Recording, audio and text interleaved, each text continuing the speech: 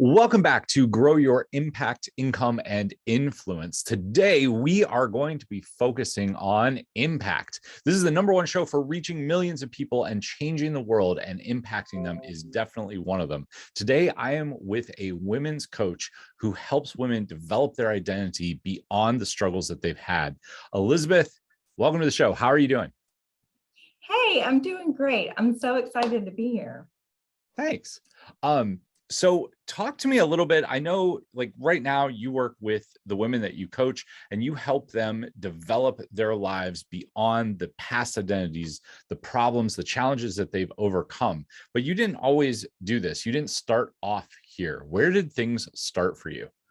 No, absolutely not. Well, there's so many places I could start, but really I will start with my struggle. And for me, I went through 18 years of battling food addictions. I was bulimic, and alcohol addictions. I was an alcoholic. I am an alcoholic. I mean, just in recovery. And that was a really long, dark path where I really had a hard time seeing the other side and getting out of it. And there, about 10 years, I struggled with my eating disorder, and it really messed up so many relationships and so much of my life.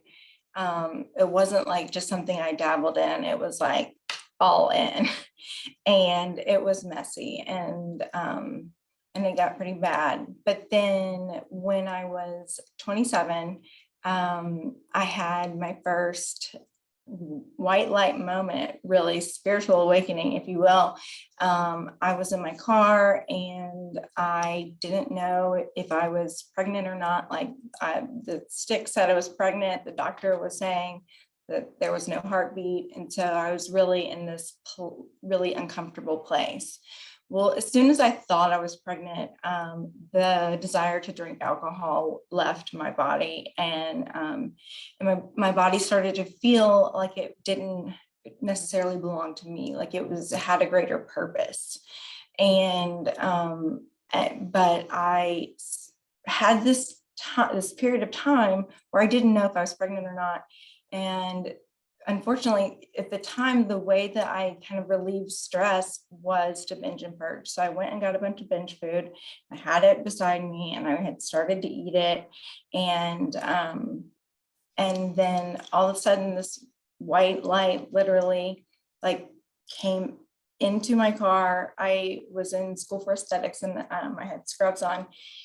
I just remember it went through my body, and it was very warm and fast, and I heard, Elizabeth, you don't have to live like this anymore.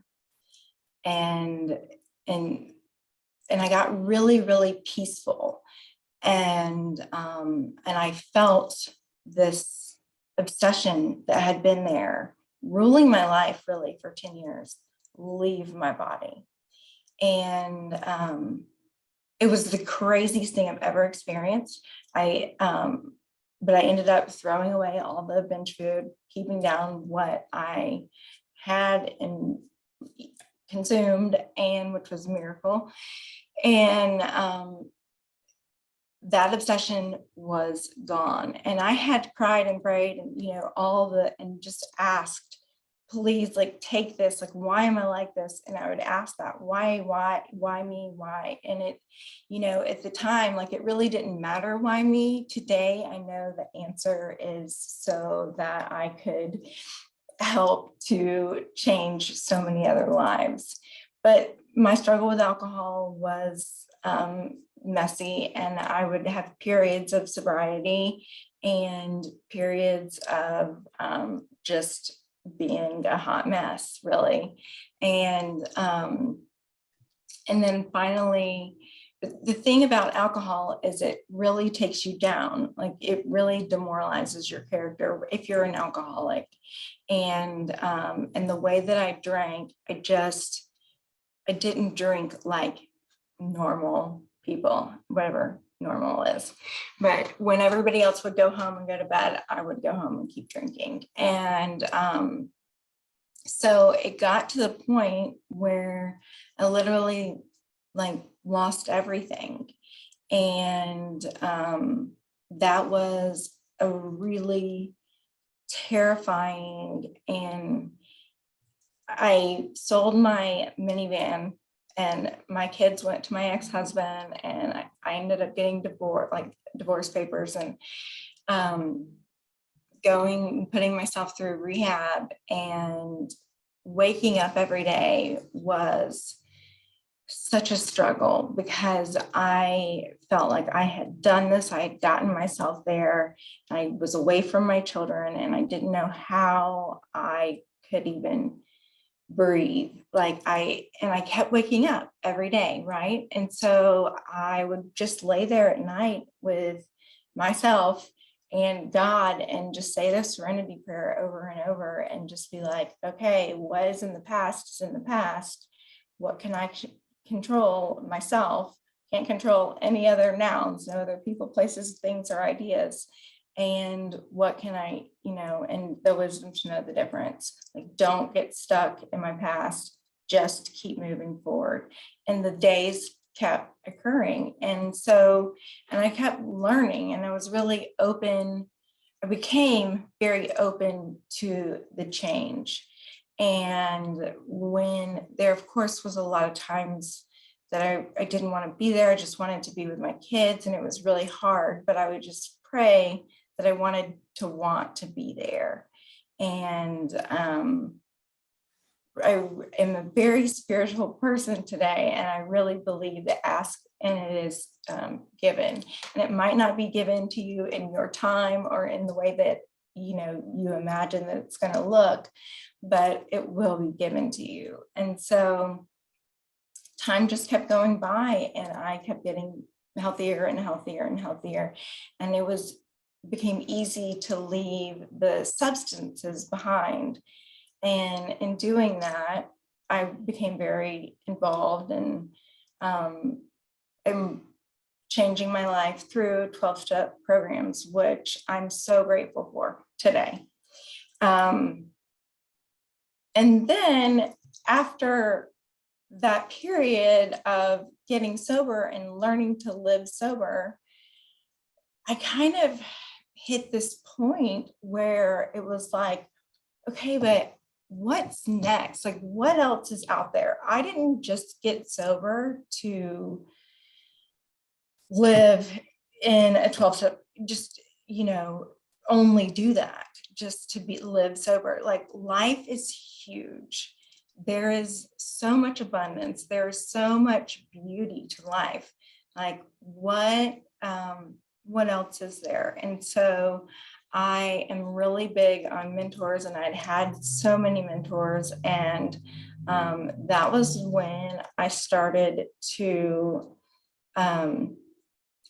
I also have had my own business since 2013. I've been an esthetician, and my first work mentor asked me to come work with her, but she said, I don't want you to work for me. I want you to work beside me, and I want to teach you how to have your own business. So in 2013, I became an entrepreneur, which was something that I hadn't really dreamt of, but today can't imagine being anything else, if that makes sense. Yeah, absolutely. So I want to unpack some of what you said. So, okay. I mean, you struggled, right? And like I think we've all had struggles, but not necessarily the same.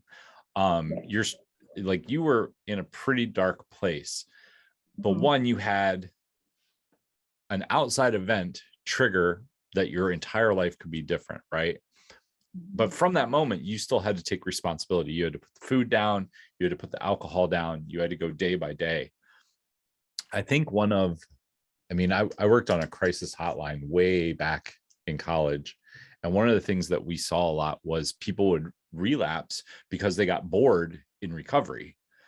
Like, they don't know what's next. So for you specifically had that question as days turned into weeks, turned into months, and you started your path on recovery, you asked yourself what was next, and you became an entrepreneur out of that.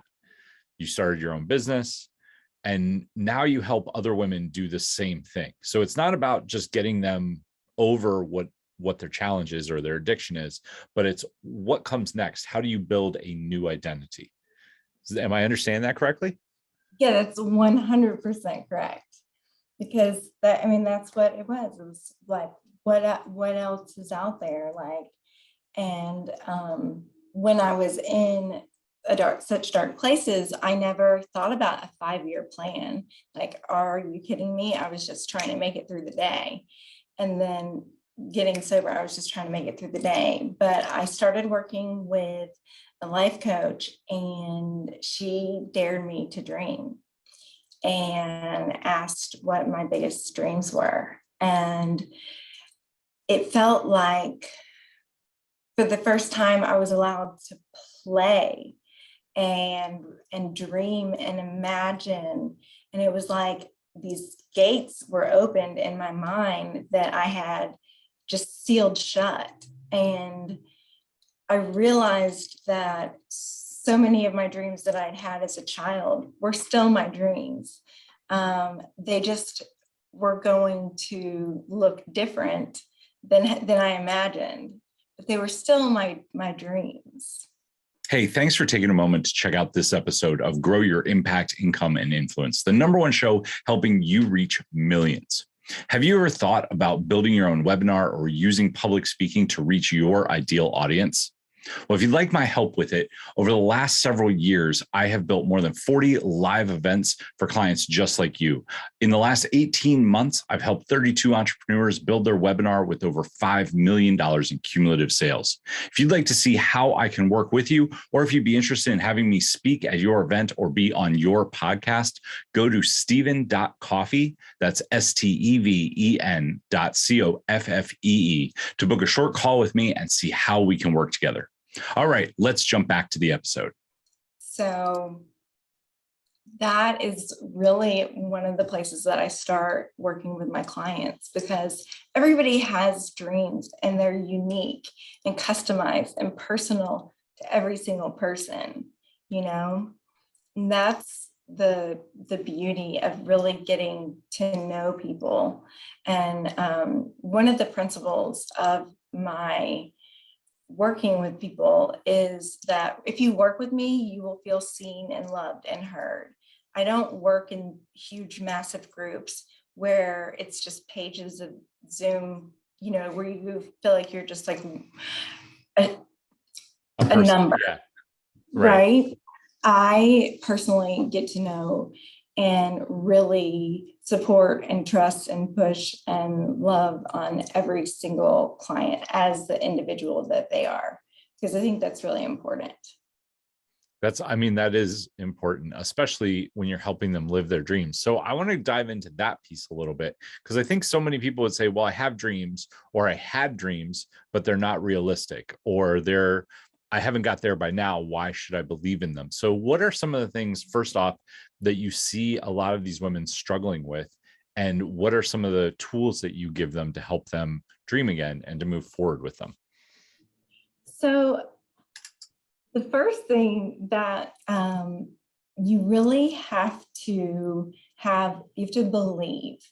And so if you don't believe in yourself and love yourself and accept yourself just as you are right in that moment, that's really where we start, because you have to have that baseline and that love and that trust in yourself, and have self-care practices that you do, because we have so many subliminal messages. So we have between 12 and 90,000 subliminal messages that come and tell us stories, and our thoughts create our beliefs that create our actions every single day. Well, if you've been through trauma, then a lot of times those beliefs are really negative and they're really tearing you up from the inside. So we work on retraining our brain and retraining our thought patterns so that we can get behind the belief that our dream is available to us. Okay, so that's huge. There are two things that I want to touch on. One, you said when we were talking a little earlier, like you can the only noun that you can control is you, right? Like you have to take responsibility for what you do, which of more than 200 interviews, every successful entrepreneur has that belief that if it's going to be, it's up to me. I am responsible for everything that happens to me. And I'm going to be the one to make the change. So that's the first thing. But the second one in what you're talking about is changing our self-talk, changing the way the conversations in our heads, the stories that we tell ourselves. I'm a big believer in, I teach people to tell stories on stage. But the stories that we tell ourselves are the ones that become real for us.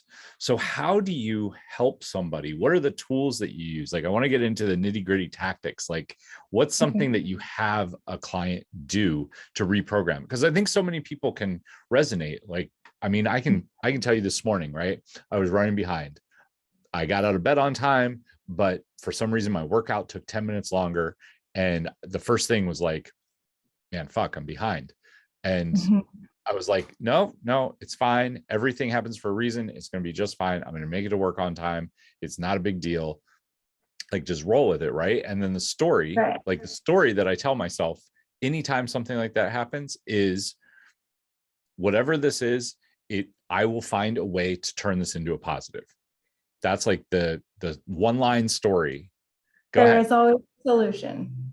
There is, and that's the thing, like, no matter what the problem, there is always a solution. You might have to go do some, course correcting, but but there is always a solution. And I think once I realized that, then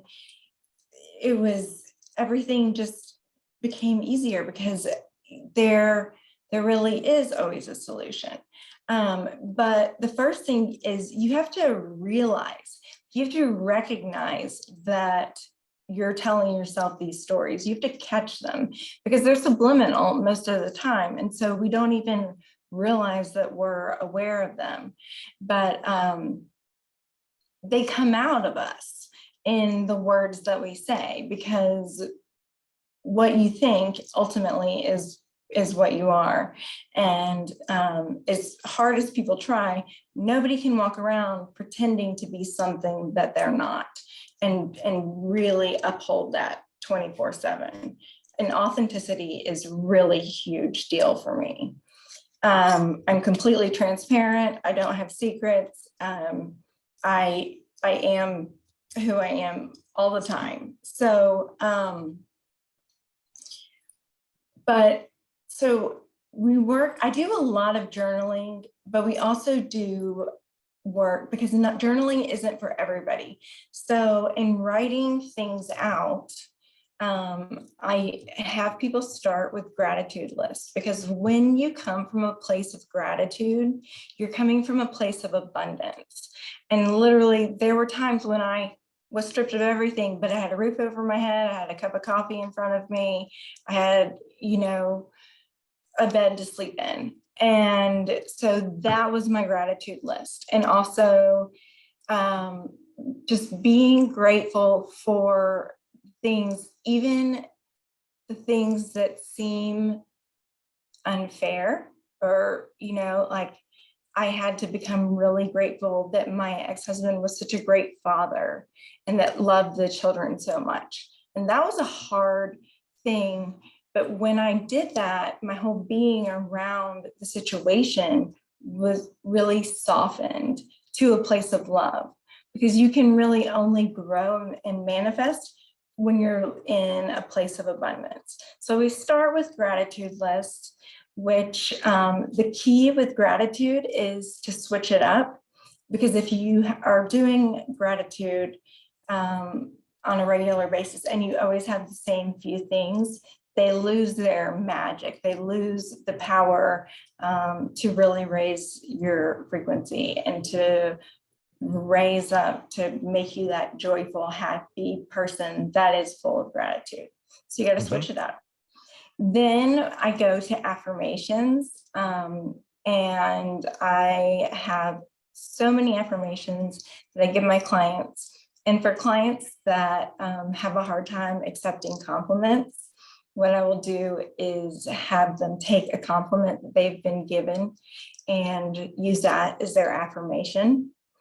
Because if somebody gives you a compliment, they've really thought about it, like if they like your shoes and they tell you that they like your shoes or your hair or whatever it is, or your smile, or that you made a difference, like they went out of their way to tell you that. And for people just to push it aside and not be able to accept it's really rude, actually.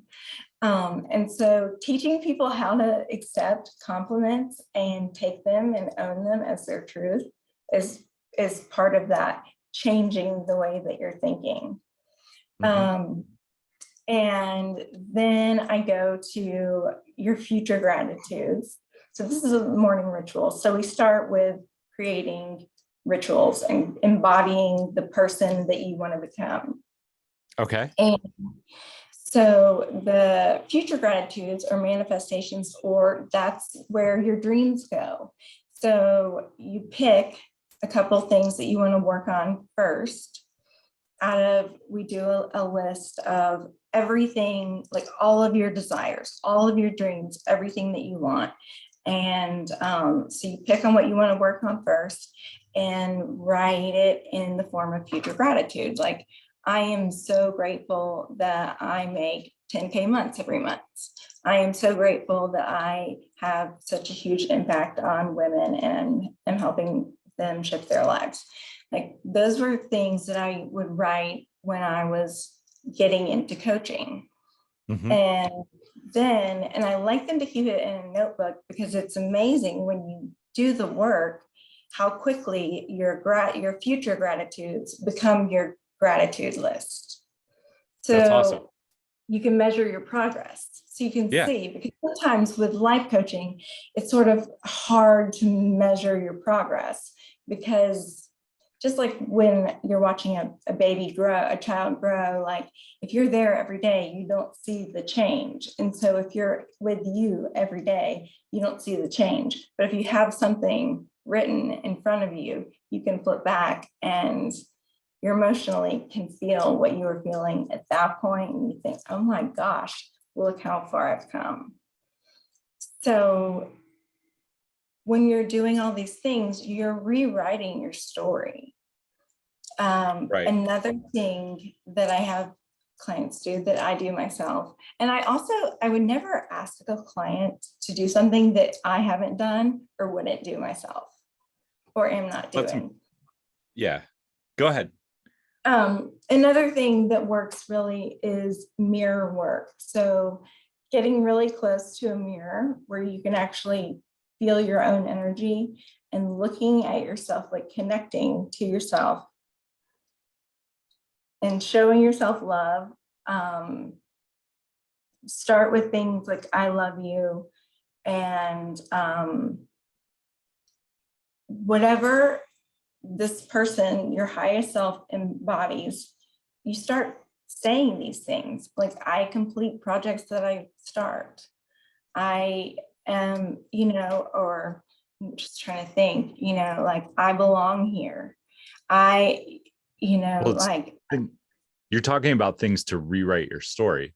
Like, it's more than affirmations. It's actually things that you want to believe about yourself and starting to push into them. That's definitely a powerful process. There was a book, I'm trying to remember what it was off the top of my head, but it was written by a venture capitalist who was suicidal because although he made a lot of money, he hated who he had become. And the one practice that he started was just, I love you, every day in the mirror for 60 seconds. I love you. You are enough, just the way you are. And just like saying that repeatedly. Yeah. And then they did a brain study on it to show that it actually did change his beliefs. So I just want to recap kind of what you have told us so far, because you gave a whole bunch of things in there, but journaling. I know, I'm like, oh, you're okay.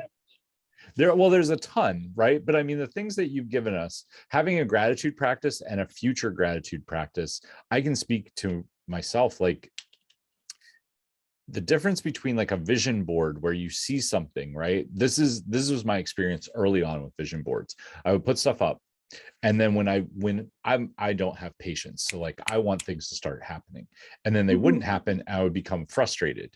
And at the time, the coach that I was working with said, just be positive. Like, instead of being positive that it's going to happen, think about how grateful you will be when it does happen, instead of it, you don't have it right now. And that pushes it. And exactly what you said, before you know it, those things come to happen. And you're like, oh man, this is awesome. Because you're feeling positive about it instead of I don't have, you're not feeling the lack, right? Right. I found that to be Exactly. really powerful. I think that and the mirror work is a great place to start. Let me ask you a different question. When you work with somebody, what is a place that they struggle to implement what you tell them? Like, you tell them like, hey, you should be doing this, and they struggle with it. What's something that you would help them with? Like, how would they get over that? Kind of walk us through that. Well, when I start working with women, it's amazing when I ask them about their self-care, Mm-hmm. how many women will just kind of stop, and they're like, well, I was gonna like maybe try to get a massage. And I'm like, no, no, no, no. Like, do you wake up and brush your teeth? Because start looking at it like that is you showing you, I love you. I love you enough to take care of you, to brush your teeth. So you already have that in your back pocket. And it's just that shift in perspective. Mm-hmm. And so then I do, as an esthetician, bring in my skincare, and I usually will try to get them started on some sort of skincare regimen where they're doing these rituals that are physically showing themselves taking care of themselves in a way that maybe they haven't before. And, I'm a big runner. I'm not a fitness coach. I do encourage my clients to move their bodies, but the way that they do it is really totally up to them. But I am that accountability person. And so a lot of times they will not want to tell me that they didn't do it, whether it's the self-care, whether it's the journaling, whether it's the moving your body. But the thing is, like, you're never in trouble. Like, you're not in trouble. It's that I am recommending things that are going to work for your highest good. And does the person that you want to become, that's in your vision board, does she do that? Does she wake up? Does she move her body every day? Because that it's about the feelings of the future version of you. Right. There's nothing, you can't recreate the feeling of after you work out unless you work out. Well, right. Very true. And the other thing that you're pointing at directly is you have to be in integrity. So if you tell somebody to do something and they don't do it, and they either lie to you about it directly or they just avoid that, they are not being in integrity with themselves, and they're not following through. And I don't know if you read the Will Smith book, it just came out, but one of the things that he said, which is true as well across almost all the entrepreneurs that I've interviewed, all the successful people keep promises to themselves. If they say they're going to do something, they 100% follow through. And this is something I learned probably 2014. One of the coaches I was working with sat me down and said, like, stop overcommitting. Like, stop lying to yourself that you're going to do 900 things. Realize that you're a human. Realize that you can't do everything, and pick one or two things. And whatever you pick, force yourself to do. So maybe it's less. Maybe instead of running a marathon, it's go run around the block twice. because you can always up the ante. But if you set a huge thing, I'm going to go run the Boston Marathon, and you haven't run in years or ever, that's going to be a really hard thing to do. And you're going to beat yourself up, and you're going to feel like a failure, and you're going to lie to yourself and other people about it.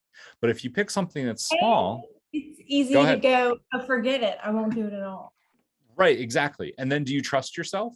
Do you feel like you are somebody that is worthy of like self-love? No. But when you follow through on your commitments and yourself, you start to see that.